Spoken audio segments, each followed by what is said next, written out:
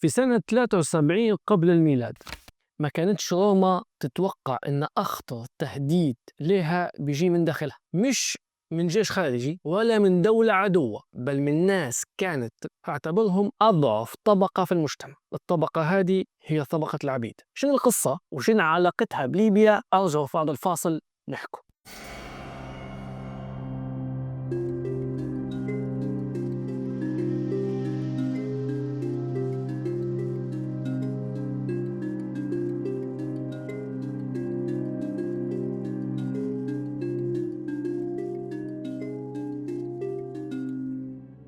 القصة بدأت في مدرسة للمصارعين، رجال مجبورين يقاتلوا بعضهم للفرجة بلا حقوق وبلا أمل وبلا مستقبل، يسموا في ذلك الوقت بالجلادياتور. واحد منهم كان اسمه سبارتاكوس، ما كان سياسي على فكرة ولا قائد ثورة ولا صاحب مشروع كبير، كان فقط إنسان وصل لمرحلة ما عادش عنده شنو يخسر.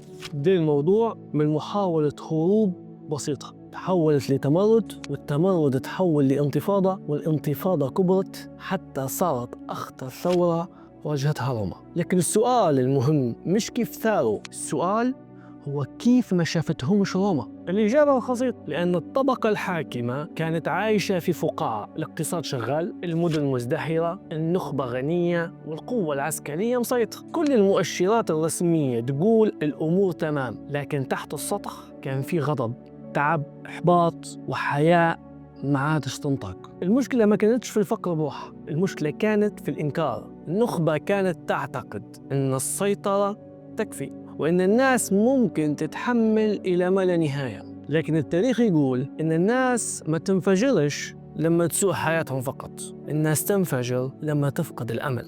لو نرجع اليوم لليبيا ونشوفوا هنلقوا الصورة الرسمية تقول الأمور تحت السيطرة، المصرف المركزي يصرف، الأموال تمشي شرق وغرب، سلطات قائمة هنا وهناك، والخطاب الرسمي يوحي أن الوضع صعب لكن تحت السيطرة. لكن الواقع مختلف، الأسعار طالعة، الدخل يهبط، الخدمات تضعف، والحياة اليومية ولت معارك صغيرة يواجه فيها المواطن كل يوم. في الشرق موارد تصرف خارج رقابة حقيقية، وفي الغرب سيطرة كاملة على مؤسسات الدولة ومفاصلها. المصرف المركزي مطلوب منه يمول الجميع، وكأن المصرف يقدر يعوض غياب الاقتصاد.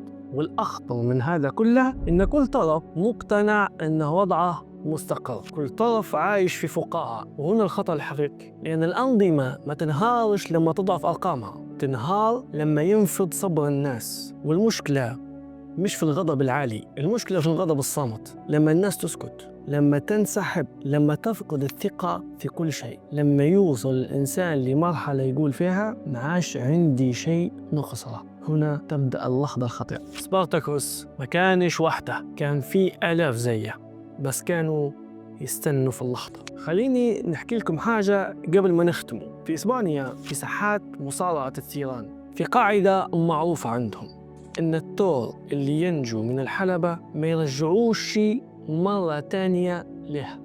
ليش؟ لأنهم يؤمنوا إن الثور عنده ذاكرة قوية، لو رجع للحلبة بيكون فهم اللعبة وعارف الخدعة وعارف الحركة. والمهم في هذه اللعبة إن الثور يواجهها كل مرة كأنها أول مرة بلا ذاكرة. واخدين الدرس، السلطات تنجح مش لأنها قوية دائما، لكن لأن الناس تنسى في الوعود، تنسى في الأكاذيب، وتنسى إنها ما تعاودش نفس الأخطاء، وتختار للأسف في نفس الوجوه كل مرة. لكن المجتمع اللي يحتفظ بذاكرته صعب خداعه مرتين. تذكروا هذا جيدا، الذاكرة مش مجرد تاريخ، الذاكرة حصن، والشعوب اللي تحمي ذاكرتها ما تدخلش نفس الحلبة مرتين.